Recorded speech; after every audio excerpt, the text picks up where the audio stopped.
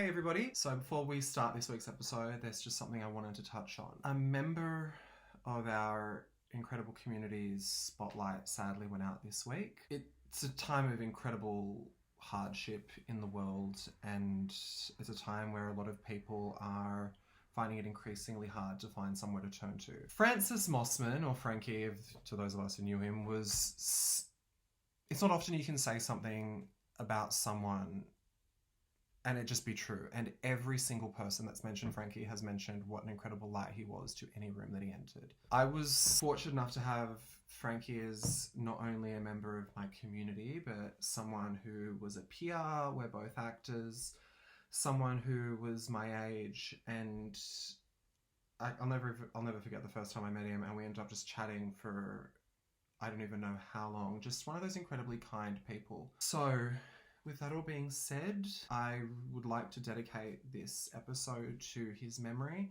and I really would like to implore anyone who in this difficult time, if you are experiencing any depression or thoughts of self-harm, anything that's dark, please don't be embarrassed, don't be shy, ignore any stigma. It's totally normal to experience points of darkness, and I'll link down below a few organizations which can help. And if that's not the path you want to, reach out to a loved one, reach out to a family member, someone to talk to and listen. And on the flip side of that, if you see someone who is reaching out or is exhibiting cries for help, don't just comment on a post, reach out to them. It's better to ask and be wrong than something darker. So with that all being said, this one's to you, Frankie, and from one actor to another, on with the show, my love. Do you know what I find really sexy? Like a dirty inbred Scottish accent where you can't understand shit. Me too. And tell me which cousins you fucked. Tell me more. As I reapply my Trixie Mattel lipstick, it's meant to look like a cock and balls. I bumped into him the first time and I went, oh, so you survived the pandemic. Hi, I'm Dia Houston. Hi, I'm Emily Williams, and you're watching My Best Friend's Gay. RUcaps. Because everyone likes it raw. Hey girl! I feel so underdressed. How are you? I'm good. I find lockdown easy. I love it. I wish I could say the same.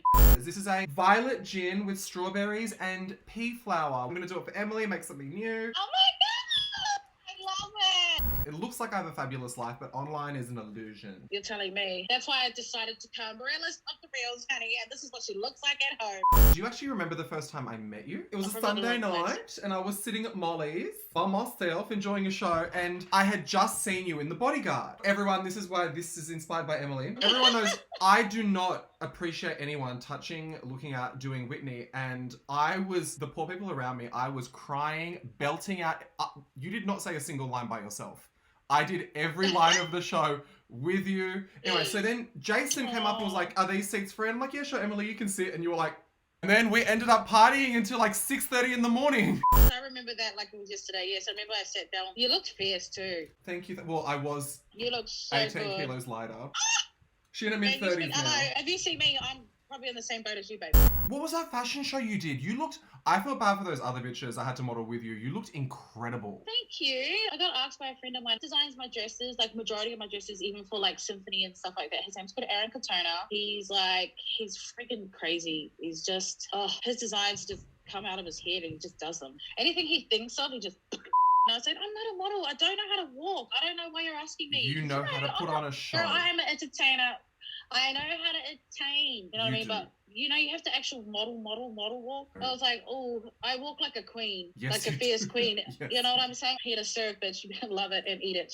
So I could never become like a size like 2 Who or a wants 12. to fuck a I'm already size 12, 2? I don't want to fucking chip my dick on some pelvis. That's so true, babe. Clacking and smashing bones. Oh my god, nobody's got time for that. I don't want to fuck children. And to me, when people are... Look, I respect anyone if you're thin, but for me, I need some body heat, I need some warmth. We need a man that can cuddle us, you know, that's bigger than you, not these fucking anorexic bones that you're like...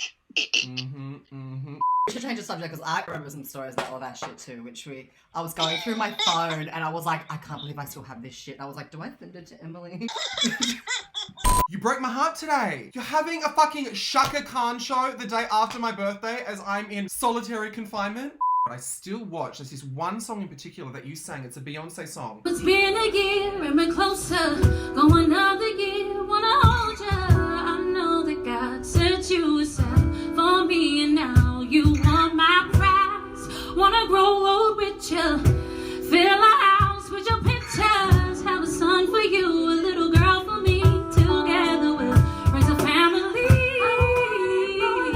I would rather die than use a public toilet. Sex is different. Sex is different.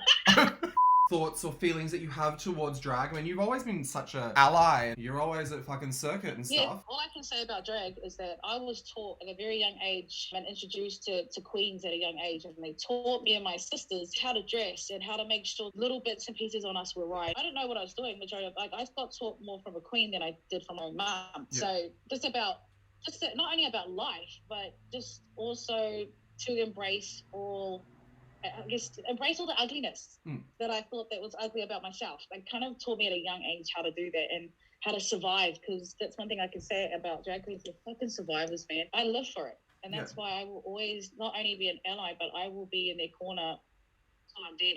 I can't handle the whole, like, you're amazing when something's shit. If it's shit, it's shit. I fucking know. Want to tell anything more about your Shaka Khan night for people in Melbourne that are watching? Sure. September the 19th, celebrating Shaka to like the T. I have the most, oh my gosh, my band and my BVs are like top of the range. You can't get any better than that. It's upstairs in Paris Cat. I love Paris Cat. It's just my home. I'm so comfortable there. I don't want to be giving myself up to too many venues, because then you start to get kind of bored. People start to know what they're going to get. So you kind of want to stay. I gave myself to Paris Cat knowing that I feel like it's a vintage show when I go there. It's kind of out of the way, so you feel like you're stepping into a different world and down the end of the alley, and you know you haven't gotten murdered and you know something's good. Let's be honest, not many bitches can sing Shaka. Not many bitches can sing. That's why Many of the queens. Exactly. I'm gonna be honest. Everyone sings Whitney. Everybody sings Aretha. Singing is probably a bit generous on your part. Your voice is one of those, honestly, it's a gift. And having witnessed you live and the energy you put into a room, it's amazing.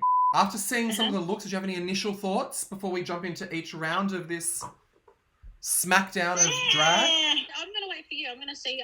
We're probably gonna think the same thing. Oh, actually, I'm not sure. We might not. I think we'll go similar. I'm getting in trouble online. I like to troll the drag race groups and people are losing their shit. So good. It's a hobby in lockdown. This week, we welcome back the eliminated queens to lip sync against each other for a position back into the competition. Serena versus Jiggly in what I'm going to call scripting again, because I don't know how the fuck Jiggly got through, because it was special. I love Jiggly, but I wish that the attitude she brought in that fucking horrendous look, girl, it was a struggle. Girl, like you were on it last time. You know exactly what you need to bring here. You know exactly what's needed here. Don't be coming and doing all your emotional bullshit. Put your words somewhere. At least put on your clothes. Come on, I know you've grown. What's the problem when her tinfoil baked potato fucking look was better than this? Anything was better than that, babe. She could have wore a sack of potatoes. She would have fucking dope. No, I'm gonna rag. She looked like she was wearing a fucking rag. Rags. Rag. And Sorry, babe. Serena Cha-Cha in her vaginal looking Duna cover. She birthed from the vagina to reveal Bronx hoochie underneath. This seems to be a thing with these queens, wearing some hefty, overly sized fabric just wrapped around and tied up that doesn't go with the look. I feel like it makes them feel like a princess. So I'm not here to see a princess, I'm here to see a queen. A rags bitch, sorry Serena. Jiggly wins the lip sync and goes through to the next. And she's up against Silky Ganache! Oh, Silky, who brought you the entire fucking convenience store. I don't normally like gimmicks, but that fucking gimmick was so stupid. It was hilarious. she needed something to be remembered by, because as soon as she left the show on her season, she got fucking ridiculed. She couldn't find work.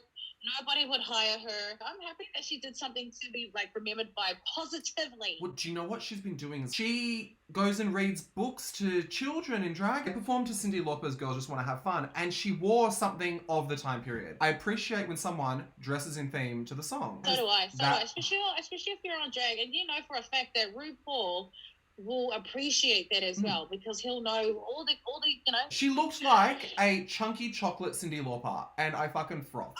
Every orifice was engorged. Gag too. I love that her and Jiggly were fat shaming each other, and she turned and said to Jiggly, "It looks like you stretched out your cheetah print." I could only jerk off so fast. I nearly gave myself carpal tunnel syndrome.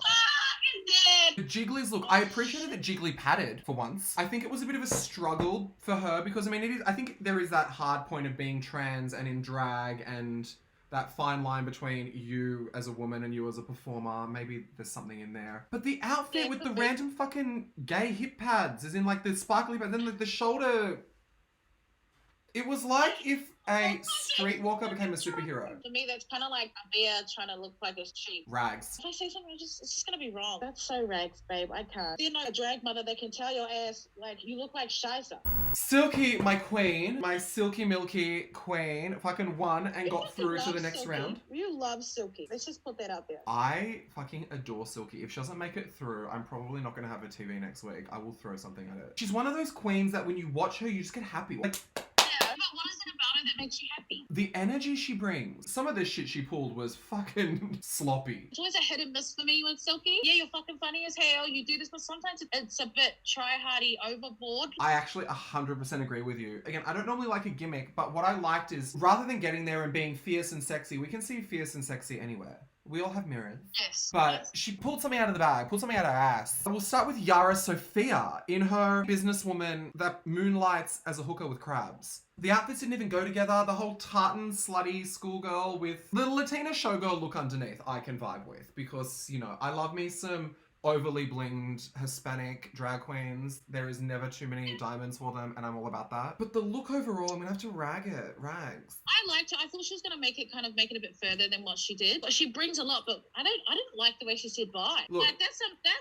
some little shit, can't handle your shit, fucking shit. So why the fuck are you on there then? To be And fair, stop getting pissed off if you left. You shouldn't be pissed off that you left because you didn't make it obvious that you didn't want to beg for your place. she also exited on something that she does as part of her show, which is...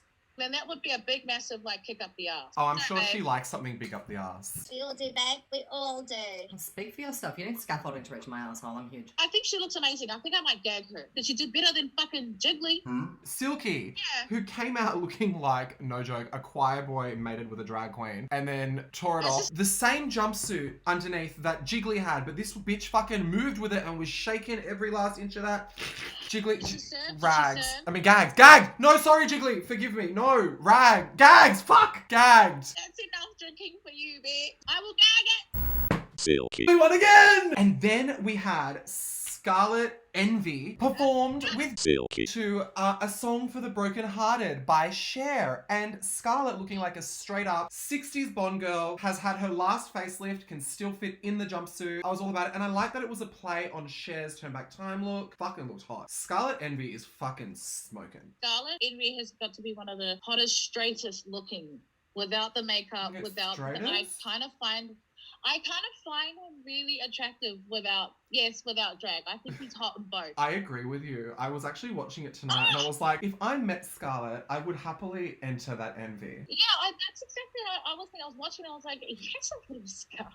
Oh my God, what's your name? What's your real name, dude? I do appreciate a little Scarlett Envy. I get bored of her really quickly though. I'm the Do same. you know what I mean? She needs something else to like make her pop. Unless she's serving like a stunning look on the runway is probably the only time where, besides her being out drag, that I would actually give her some like attention. Well, she's like a magazine queen. She needs to be photographed. Exactly, yes, I agree. I love her. I will gag her till Gagged. tell. That's with makeup and without makeup, Oh, in drag and not in drag. Uh-huh. Tens across the board. Silky and that squatty fucking... I know you're a bit heavier, but I've seen you wear a heel, so get closer to Jesus because this ain't working for me. I liked that she had butterflies and it was kind of a rebirth freedom kind of vibe. I'm gonna gag. Yep. I think she looks great. I'm gonna gag that too. Then Silky. When Akira C. Davenport politely declined the chance to come back into the competition. My heart couldn't deal with another rejection. Then bitch fucking bring it! Don't get rejected! She just made herself look like a real fucking idiot. When this show started, that place wasn't supposed to be for her. She should have given it to another fucking queen that wanted it. But the thing is, another queen eliminated her. This would have been RuPaul making the decision. It would have been different. So 100%. Silky in her, again, another one of those fucking cover-ups that didn't match. And then she performed as Barbie and Ken in the messiest fucking thing I have ever seen in my life. I don't know if I've ever enjoyed something. When she was humping the ground and rolling around, I always said if I ever did drag, I was going to do half Aladdin, half Jasmine and do the same thing. Now I fucking can't. My little boy Wog fantasy is dead. She looked like epilepsy and alcohol had a love child. RuPaul and Michelle underneath that desk pissed. They were laughing so hard. The Barbie look was straight up RAGS pinned to a jumpsuit. The party stall, $4.50 wig. Has anyone asked her, what is she trying to do? What's her whole purpose of coming on the show? I thought she wanted to have a cooking show, cooking with Silky. What happened? Well, she honestly needed to go there because I wouldn't have come back to drag if I was her. Just that outfit alone makes me give up on who I am. I don't blame you, and I can see on the note you leave behind, it will just say Silky, written in milk. Damn straight. I loved it, but RAGS. It was made of shiza. I can make this look better. I'm just looking around my room and I'm just thinking of picking up anything and go, you know what? This I'm gonna wear on Rupaul's Drag Race. What I loved, there was no like fit to the shape. She was like, nah, she was like just smack it on. Straight from motherfucking ghetto. I love her. We had Jan vs Silky performing to Heartbreaker by Pat Benatar. Jan gave a very passionate, I'm going to murder you and your offspring kind of performance. She came out fucking pissed. She was like, dainty. She definitely fought for it. But then Silky had her big gay cloak that ripped off into a glam rock jumpsuit. But then we can't figure out where she pulled it out of. She like spun and then had a guitar. Silky was losing up until that point. Silky for the win. Jan looked amazing. Gagged. I feel like Jan tries to be older than what she is. Girl, can you please do something else, please? Because what you're giving me is shit. Gag! I like that they both served glam rock, and I'm gonna gag Silky. She looked like one of the misfits from Gem and the Holograms. We are the misfits. Gem is my name, no one else is the same. That's the same. And it's my name. Yes! I'm gonna gag them both. Yeah. Go. I will gag them both too. Are you cooking, girl? I was going to, Cook! I think she looks amazing now. Grandma got a facelift, some lipo, and new titties, and was like, I'm gonna wear my lingerie. And I was all fucking here for it. Pandora Yeah! looked amazing. They get a song, which is a little Hispanic girl and a little black rapper, and then fucking expect Pandora to be able to do it. Oh, that's like setting her up. I feel like that's setting her up. It was. They need to give her Twinkle Twinkle Little Star. Maybe like Abba. Not even. She's a bit whiter than fucking those Norwegians or whatever they are, Swedish. Who would she slay then? She slays, literally. She murders things. She doesn't have rhythm. She's white. That's their disability. Bless them. Silky serving Ariana. She looks amazing. I'm gonna gag that. The I'm gonna best gag she's that. ever looked. And she wore fucking sneakers and the judges didn't comment. Gag! We have Eureka and Silky. They both paid homage to their mother. Eureka's mother, as we learned from the first episode, passed away. And she had her medic life alert necklace on. And Silky's mother has lost a shit ton of weight. And so Silky came out in one of those blow-up kind of fat suit, kind of parachute suit things. Then stripped off, it kind of got caught and it was raggedy as shit. But it was hilarious. Eureka should have had a fucking sneaker on because she had this stained glass, electric 80s, come 60s look. But then church court heel on in beige. It wasn't for me. It wasn't the story I wanted to tell. But I loved it. Everyone knows I like my chunky queens. So my two queens were serving. I am going to gag them both. I don't give a shit. Even everything that was wrong, I loved it. Loved it. Gag. I'm gonna gag them both too. Thank you for joining us on today's episode, Miss Emily Williams. Thank you for having me. Your album that you released last year, it's amazing. It's on iTunes. Fuckers, go get it. It's amazing. It's called Emily's Collection. The last song, it's a Whitney song. I'm your baby tonight. Yes! Why Okay. weren't you on Aussie Drag Race? What? Those queens wouldn't have lasted a fucking minute. I would have loved it. Bye, guys! Like, comment, subscribe, all that shit. Woo! You know she's only 36? I thought she was Really? 40-something. Are you sure? White people, they age like shit. That's fucking nice. You better tell somebody. She got all these injectables, so now she's got like a baby's forehead that doesn't, it's like a partial stroke, and then a nutsack hanging from it.